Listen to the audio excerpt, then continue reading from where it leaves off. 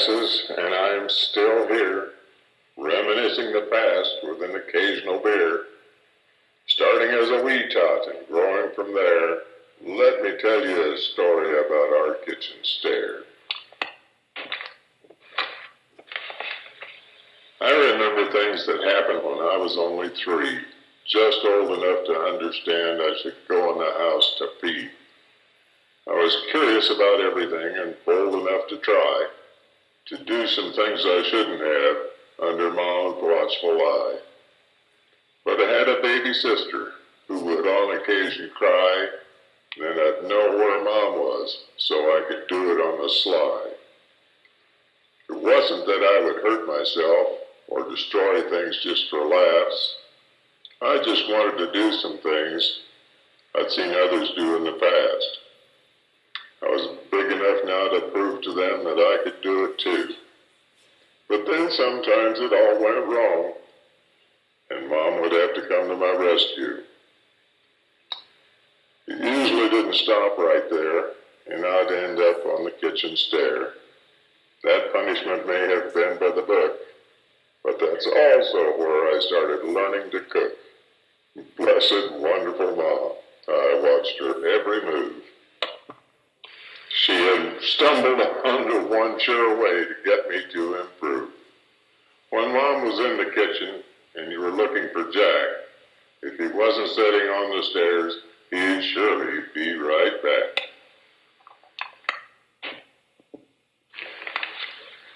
The incident that led to this event involved Queenie, our St. Bernard dog.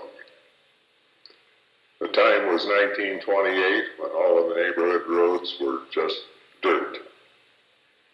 We were in almost a rural area.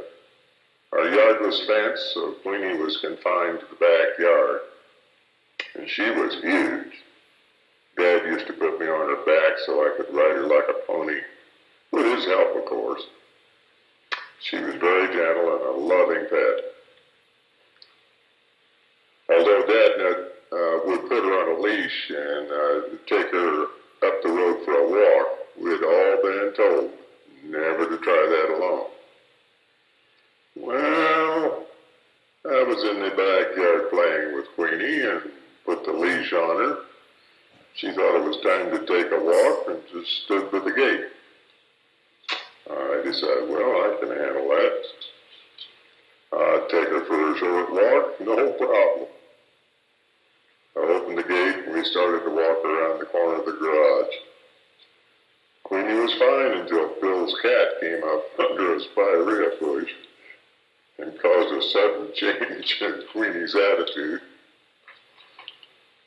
I held on to the leash, the cat ran, and Queenie and I went for a run after the cat. I don't know where the damn cat went, but I know where Queenie and I went. I held on to the leash, running up as fast as I could to keep up. We went south to Star Street, up the hill, and all the way to 45th Street. By then I was screaming and crying for help. Mrs. Stage came to the rescue at 45th and Star. She didn't know me, but I was finally able to tell her which way we came from. She managed to take us in that direction, and we met Mom coming up the hill. They introduced themselves, and Mom took me home. My pride and one skinned knee was all that was damaged. Bill thought he was a hero. He told Mom Queenie and I were gone, but Mrs. Stage was the hero of my book. I was introduced to the kitchen steps after that. Mom and Mrs. Stage became lifelong friends. I guess the moral of the story is it's an ill wind that blows no good.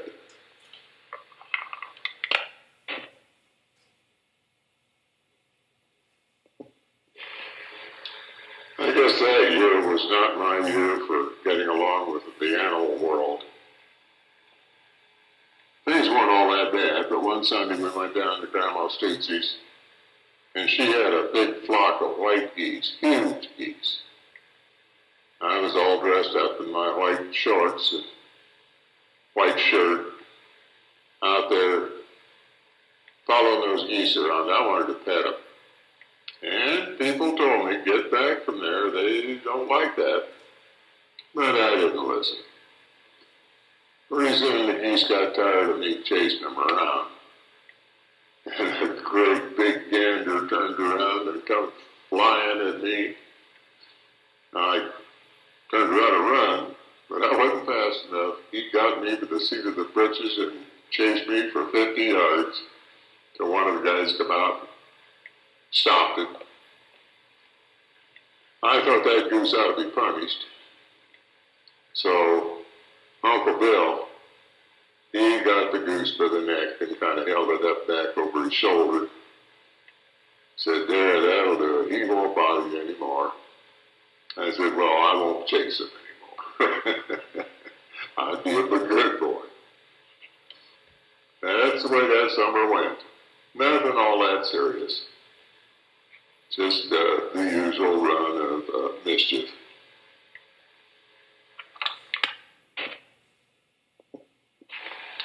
That fall we had a early snow, and the weather didn't turn all that cold, but it was messy. And I went out and played in the snow and fooled around as all kids will. And I wound up getting bronchitis. So that put me to bed for a few days. And the weather kind of cleared up. And the sun came out and it was pretty nice. And I was feeling better. So Mom said, well, I'll let you go outside, but you behave yourself. Don't get cold. I said, oh, I won't. I'll just go out behind and just be good. I'll stay on the sidewalk. So I went outside, and the snow had melted and frozen a little bit. There was a real pretty icicle hanging from the downspout, and I couldn't resist that. So I broke that icicle off and ate part of it, played with the rest of it. Mom finally came out and saw what I was doing, made me come back in the house. But the damage had been done. It didn't do my bronchitis any good. And I got sick again. And I kept getting, that hung on and hung on. I got worse and worse. And finally, the doctor diagnosed that I had pneumonia, pleural pneumonia. I had fluid on my lung. And I wound up in the hospital. And that was an ordeal I just will never forget. They had to do surgery and take out part of a rib on the right side, down low, right under the shoulder blade. And while I was in the hospital, why, every day the nurse would come in with a big syringe and take the fluid off of my lung. Not a good experience. But I had lots of company. Mom and Dad would come out every day, and when they'd leave, they'd always give me they gave me a bank. And everybody would come in, I'd show them my bank, and they'd put a dime or a nickel or something in it. But when the folks went to leave, why, I'd always balk. I'd cry. And they would come back. And then they'd leave again. And I'd cry. And they'd finally give up and just walked off. That became a game with me. I cried when there wasn't a damn thing wrong with me. I just wanted them to come back. But they finally wised up and they quit that business. And I began to get well, and eventually I got to come home. And I wasn't bad here at home for another month. Had my fourth birthday in bed, and but I was recovering. Got a steam shovel for my birthday that year, but that was one of those negotiated things, birthday and Christmas. Bill was awful jealous. He was my biggest problem, I guess, since I was growing up. Always picking on me, always wanting what I had. And my little bank, he had a tremendous interest in that. And he kept asking me what I was going to do with that money. And I said, I don't know what you do with money. He said, well, you can buy good things with it. You can buy candy. Want me to get out the store and get you some candy? So he showed me how to do that. I got some money out of the bank and gave it to him, and he went out to the store and got a handful of candy. I got a few pieces of that, and that was the beginning of the end. We progressively emptied that bank. It just seemed to me like I wasn't getting much for that money. But that didn't make too much difference. I didn't know any better. Finally, I got well, and there was still a little money in the bank. And I decided I'd try it. He had been telling me how to go down there and spend money. Well, I didn't know what the word spend meant. I thought he meant spend. So I got some money and went down to the store. Good old Amerigo, he waited on me. I picked out some candy out of the candy case. Put my money up on top of the counter, which I couldn't hardly reach. And I'd hold that nickel and try to hit it with my finger and spin it. He finally became impatient. He said, what are you doing? And I said, I'm spinning my money. He said, you don't need to do that. I said, okay. Took my candy and went on home. But that was my introduction to how to spend money. Had a lot of help from somebody that knew how it was done.